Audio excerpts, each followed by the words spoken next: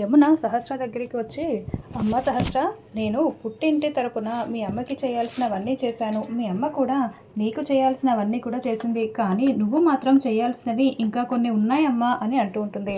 ఏంటంటే అవి అని సహస్ర అడుగుతుంది. అప్పుడు పద్మాక్షి, ఏం చేయమంటున్నావు అని అడుగుతూ ఉంటుంది. ఇంకా యమున, నేను స్వామీజీ దగ్గరికి వెళ్ళి వచ్చాను. అప్పుడు స్వామీజీ ఇంట్లో ఈ ఇంటి కోడలు చేత పూజలు వ్రతాలు చేయించమని చెప్పారు. ఆ రోజు నేను ఆ విషయం మీకు చెప్దామని వచ్చాను. అంతలో మనకి ఫోన్ వచ్చి విహారీ హాస్పిటల్లో ఉన్నాడని తెలిసింది కదా, అందుకే నేను ఆ రోజు చెప్పడం మర్చిపోయాను అని, అందుకే బాధలో ఉండేసరికి నేను ఆ విషయం గురించి మర్చిపోయాను. అంతా సర్దుకుంది కదా, ఇప్పుడు నువ్వు ఈ ఇంటి కోడలుగా విహారీ కోసం మన ఇంటి కోసం కొన్ని పూజలు చేయాలమ్మా అంటే, అప్పుడు సహస్ర నవ్వుతూ చూస్తూ ఉంటుంది. ఎందుకు చేయదు, చేస్తుంది అని పద్మాక్షి ఉంటుంది.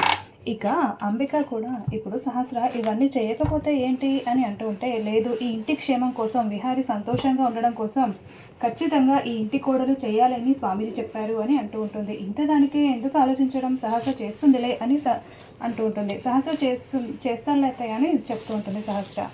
ఇక రేపు అన్నీ చేద్దామమ్మా, రేపు అన్ని ఏర్పాట్లు నేను చేయిస్తాను, నువ్వు పూజ చేయాలి అని యమున చెప్తూ ఉంటే, సహస్ర అలాగే అత్తయ్య చేద్దాము అని అంటూ ఉంటుంది.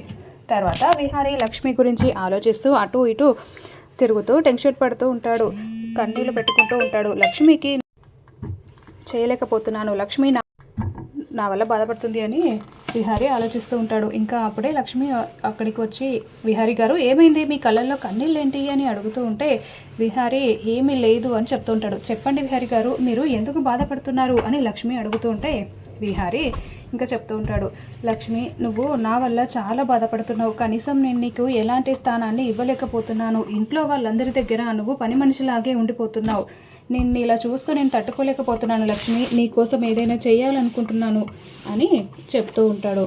ఇక అప్పుడే లక్ష్మి బాధపడుతూ, విహారీ గారు మీరు అలా ఏమీ ఆలోచించకండి, ఏమీ కాదు అని, అయినా నా స్థానం ఎప్పుడు ఇదే కదా విహారీ గారు, మీరు ఎందుకు అలా బాధపడటం, నేను ఎప్పుడూ ఇంతే అంటే, లేదు లక్ష్మి, నువ్వు నా భార్యవి, ఇంట్లో వాళ్ళందరికీ నేను చెప్పేస్తాను లక్ష్మి అంటే, వద్దు విహారీ గారు, ఇప్పటికే చాలా సమస్యలు ఉన్నాయి ఇంట్లో, ఇప్పుడిప్పుడే అందరూ సంతోషంగా ఉంటున్నారు, అలాంటిది మీరు ఇప్పుడు ఈ విషయం గురించి చెప్తే గొడవలు జరుగుతాయి, అయినా మీరు సంతోషంగా ఉండాల్సిందే కదా సహస్రమ్మ గారు, మీరు ఇద్దరు కలిసి జీవితాంతం సంతోషంగా ఉంటే మీ కుటుంబంలో అందరూ కూడా సంతోషంగా ఉంటారు విహారీ గారు, మీరు ఇంకేమీ ఆలోచించకండి, నా బ్రతుకు ఇంతే, ఆ దేవుడు నా తలరాతని ఇలాగే రాశాడు అని నా సర్దుకుంటాను, మీరు నాకు కళ్ళ ముందు కనిపిస్తే అంతే చాలు, నా గురించి మీరు ఆలోచించొద్దు అని అంటూ ఉంటుంది.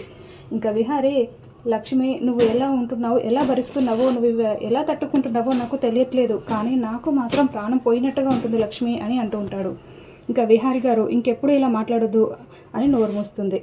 ఇంకెప్పుడు ఇలా ఎప్పుడైనా మాట్లాడితే నేను భరించలేను విహారీ గారు, మీరు అలా మాట్లాడొద్దు ప్లీజ్ అని చెప్పేసరికి ఇక విహారీ బాధపడుతూ అలాగే చూస్తూ ఉంటాడు లక్ష్మి వైపు.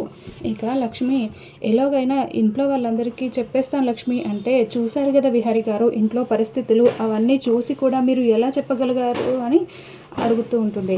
ఇంకా వద్దు విహారీ గారు, నా మాట వినండి, నా గురించి మీరు ఎప్పటికీ చెప్పాల్సిన అవసరం లేదు, నేను ఎప్పుడు ఇంటి పని మనిషిలాగానే ఇలాగే ఉంటాను, మీరు నా కళ్ళ ముందు ఉంటే అంతే చాలు, ఇంకేమీ వద్దు అని అంటూ ఉంటుంది.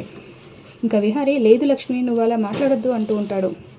విహారీ గారు మీరు ఇంకేమీ మాట్లాడకండి, ఇవన్నీ మర్చిపోండి అని లక్ష్మి అక్కడ నుండి వెళ్ళిపోతుంది. ఇంకా విహారీ బాధపడుతూ లక్ష్మి గురించే ఆలోచిస్తూ అలానే ఉంటాడు.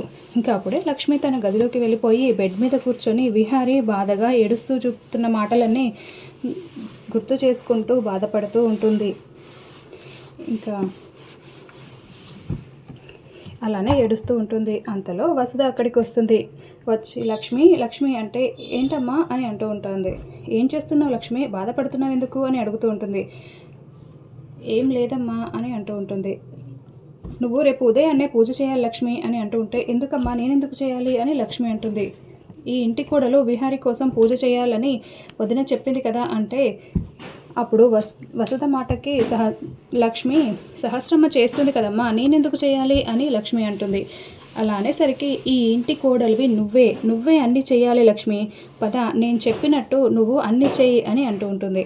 అప్పుడు లక్ష్మి ఏమో, లేదమ్మా నేను చేయలేను, నేను పూజలు ఎందుకు చేయాలమ్మా, నేను చెయ్యను, నేను కేవలం ఈ ఇంటి పని మనిషిని మాత్రమే అని అంటూ ఉంటే, అయ్యో లక్ష్మి, విహారీ నీ మెడలో తాళి కట్టిన భర్త, ఈ ఇంటి కోసం నువ్వు పూజ చేయకపోతే విహారీ ఆరోగ్యంగా సంతోషంగా ఉంటాడా చెప్పు అని అంటూ ఉంటే, సహస్రమ్మ చేస్తుంది కదమ్మా అంటే, సహస్ర గురించి పక్కన పెట్టు, నువ్వు చేస్తావా చేయవా అని అంటూ ఉంటే, లేదమ్మా నేను చేయలేను అని ఎవరికైనా తెలిస్తే మళ్ళీ గొడవ జరుగుతుంది అని లక్ష్మి అంటుంది. ఎవరికి తెలియకుండా నేను చూసుకుంటాను లక్ష్మి అని వసుధ అంటుంది. వద్దమ్మా, అయినా సహస్రమ్మ చేసే పూజని నేనెందుకు చేయాలి అని అంటూ ఉంటుంది. చూడు లక్ష్మి, ఇంట్లో వాళ్ళందరూ సంతోషంగా ఉండడం నీకు ఇష్టమా కాదా అంటే, ఇష్టమేనమ్మా అని లక్ష్మి అంటుంది. సరే మరి నేను చెప్పినట్టు నువ్వు వినాలి, పూజ చేస్తున్నావు అంతే మా కోసం అంటే, సరేనమ్మా అని లక్ష్మి అంటుంది. నేను ఉదయాన్నే వచ్చి లేపుతాను, అప్పటికి రెడీగా ఉండు అని అంటూ ఉంటే, సరే అని లక్ష్మి చెప్తుంది. ఇంకా తర్వాత యమున మరుసటి రోజు ఉదయాన్నే పూజ కోసం సహస్ర లేచిందో లేదో అని అలా వెళ్తూ ఉంటుంది. సహస్ర గది దగ్గరికి అలా వెళ్తూ ఉంటే అప్పటికే లక్ష్మి స్నానం చేసి రెడీ అయి వస్తూ ఉంటుంది. ఇంకా సడన్గా లక్ష్మిని చూసిన యమున, ఇదేంటి ఈ లక్ష్మి ఎక్కడికి వెళ్తుంది అని అనుకుంటూ అలా చూస్తూ ఉంటుంది. లక్ష్మి వెళ్ళిపోతుంది. ఇంకా సరేలే సహస్రని లేపుదాం అని యమున వెళ్ళి సహస్రని చూస్తే సహస్ర పడుకొనే ఉంటుంది. దగ్గరికి వెళ్ళి అమ్మ సహస్ర సహస్ర అని పిలుస్తూ ఉంటుంది. సహస్ర ఏంటత్తయ్య ఎందుకు లేపుతున్నారు నన్ను అని అంటూ ఉంటుంది. అది కాదమ్మా, ఇప్పుడు ఇంట్లో పూజ చేయాలి, నేను నిన్ననే చెప్పాను కదా అని అంటూ ఉంటే, అవునత్తయ్య నేను తర్వాత లేస్తానులే, మీరు వెళ్ళండి అంటూ ఉంటుంది. అయ్యో అలా కాదమ్మా, తెల్లారేసరికి పూజ అంతా అయిపోవాలి లెగు అని యమున అంటూ ఉంటుంది. అప్పుడు సహస్ర, అబ్బా ఒక 10 నిమిషాలు అత్తయ్య, తర్వాత వస్తాను అని సహస్ర చెప్తూ ఉంటుంది. నేను చెప్పినట్టు వినమ్మా ప్లీజ్ లే అని యమున బ్రతిమలాడుతూ ఉంటుంది. అయినా సరే సహస్ర లేవదు. ఇక యమున లేపి కూర్చోబెడుతుంది సహస్రని. ప్లీజ్ అమ్మ నీకు దండం పెడతాను లెగు అని అంటూ ఉంటే, ఇంకా సహస్ర సరే ఒక 5 నిమిషాల్లో వచ్చేస్తాను అత్తయ్య అని అంటూ ఉంటుంది. అంటే రెడీ అయిపోయి వస్తావు కదా అంటే, అవును వచ్చేస్తాను అని సహస్ర చెప్తుంది. సరే అని యమున పడుకోవద్దు అని అంటూనే వెళ్ళిపోతుంది. ఇంకా సహస్ర పడుకుంటుంది. ఇంకా ఆ తర్వాత లక్ష్మిని బయటికి వచ్చిన తర్వాత పూజ చేయడానికి వసుధ హెల్ప్ చేస్తూ ఉంటుంది. లక్ష్మి రా, ఇక్కడ ఎవరూ లేరు, గడపకి పసుపు రాసి బొట్టు పెట్టు లక్ష్మి అని అంటూ ఉంటే, సరే అని ఇక పసుపు రాసి బొట్టు పెడుతూ ఉంటుంది లక్ష్మి. త్వరగా లక్ష్మి త్వరగా, ఎవరైనా చూసారంటే పెద్ద ప్రమాదం జరుగుతుంది అని వసుధ చెప్తూ ఉంటుంది. సరే అమ్మా అని పసుపు రాసి బొట్టు పెట్టి కుంకుమ పెడుతుంది గడపకి. ఇంకా తర్వాత అప్పుడే యమున అటుగా వస్తూ ఉంటుంది. సడన్గా గుమ్మం వైపు చూసేసరికి వాళ్ళిద్దరూ అక్కడ కనిపించరు. ఇక అక్కడ నుండి వాళ్ళు పక్కకు జరిగిపోయి ఉంటారు. ఇంకా ఆ రకంగా తప్పించుకొని యమున, ఇందాక నాకు ఎవరో కనిపించారే, ఇప్పుడు మళ్ళీ ఎవరు లేరేంటి అని అనుకుంటూ ఉంటుంది. ఇంకా తర్వాత అక్కడ నుండి మళ్ళీ లక్ష్మి తులసి కోట దగ్గరికి తీసుకువెళ్ళి వసుధ పూజ చేపిస్తూ ఉంటుంది. ఇంకా అలా పూజ చేస్తూ ఉంటే సహస్ర సహస్ర అని యమున పిలుస్తూ ఉంటుంది. అయినా అప్పుడు సహస్ర పైనుండి వస్తూ ఉంటుంది. అత్తయ్య అని అంటూ ఉంటే, ఎంతసేపు రా అని పిలుస్తూ ఉంటుంది. ఇక పసుపు కుంకుమ అన్నీ తీసుకుని రా అని చెప్తూ ఉంటుంది. గడపకి బొట్లు పెట్టిస్తూ ఉంటుంది. పసుపు రాసి బొట్లు పెట్టిద్దామని ఇక్కడికి వచ్చేసరికి ఆల్రెడీ పసుపు రాసి బొట్టు పెట్టి పువ్వులు పెట్టి ఉండడం చూసి యమున ఒక్కసారిగా షాక్గా చూస్తూ ఉంటుంది. ఇక్కడ ఎవరు ఇదంతా చేశారు, అసలు నేను చేయలేదు కదా అని అనుకుంటూ ఉంటుంది. అలా అనేసరికి సహస్ర, అవును నేను కూడా చేయలేదు కదా అత్తయ్య, నేను చేయాల్సిన పూజ ఇంకెవరో ఎలా చేస్తారు అని సహస్ర అంటూ ఉంటుంది. అప్పుడే యమున, నాకు తెలిసి లక్ష్మి ఇవన్నీ చేసి ఉంటుందా అని అనుకుంటూ ఉంటుంది. లక్ష్మి రెడీ అయ్యి వెళ్ళడం తలుచుకొని ఆలోచిస్తూ ఉంటుంది యమున. ఇక వెంటనే వసుధ అక్కడికి, ఏమైంది వదిన అని అడుగుతూ ఉంటుంది వచ్చి.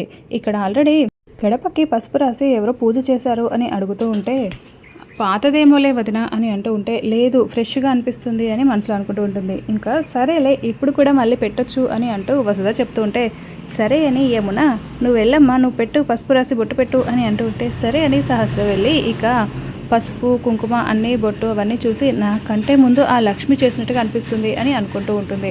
ఇక ఇది చేశాక నేను చేయాలా అన్నట్టుగా సీరియస్గా చూస్తూ ఉంటుంది. తర్వాత ఇక అలా పసుపు బొట్టు అవన్నీ చూసి పువ్వులన్నీ తీసేసి సహస్ర మళ్ళీ పూజ చేస్తుంది గడపకి. తర్వాత యమున అలాగే చూస్తూ నవ్వుతూ ఉంటుంది సహస్ర చేస్తుంటే సంతోషంగా. ఇంకా తర్వాత తులసి కోట దగ్గరికి తీసుకువెళ్తుంటే ఆల్రెడీ లక్ష్మి పూజ చేసి ఉంటుంది కదా, యమునకి అనుమానంగా వచ్చి సీరియస్గా చూస్తూ ఉంటుంది. అలా తులసి కోట వైపు చూస్తూ ఉంటే సహస్ర అలాగే చూస్తూ ఉంటుంది. వసుధ కవర్ చేయడానికి ట్రై చేస్తూ ఉంటుంది.